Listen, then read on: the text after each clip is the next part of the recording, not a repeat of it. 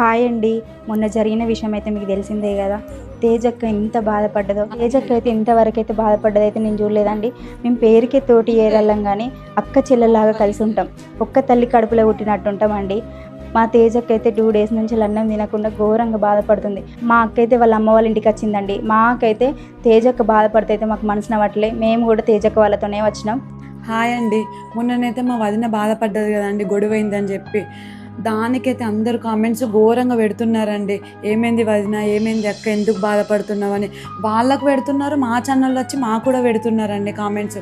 కానీ మా వదిన బాధపడుతుంటే మాకు అస్సలు మంచిగా అనిపించలేదండి.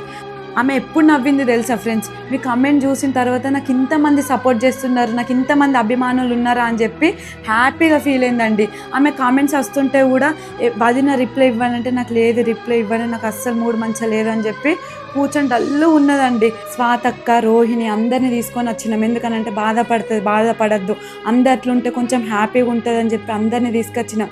మేము వచ్చిన తర్వాత కూడా కేక్ కట్ చేద్దామంటే డల్లుగా కూర్చొని ఉండేది. మన సబ్స్క్రైబర్లకు మనం చెప్పుకోవాలి కదా, రిప్లై ఇవ్వాలి కదా అని అంటే ఇప్పుడే లేచి ఒక వీడియో చేసినామండి, లాంగ్ వీడియో. తేజరాణి సింహరాజులో ఉంది లాంగ్ వీడియో, చూడండి. ఇప్పుడు నేను షార్ట్ చేస్తున్నానండి. మీకు ఏమైనా డౌట్స్ ఉంటే నా ఛానల్లో వచ్చి కామెంట్ చేయండి. లక్ష్మీ ప్రసన్న వ్లాగ్స్ అండి. మీకు ఏం డౌట్స్ ఉన్నా కూడా నేను రిప్లై ఇస్తానండి. మీరైతే కామెంట్ చేయండి.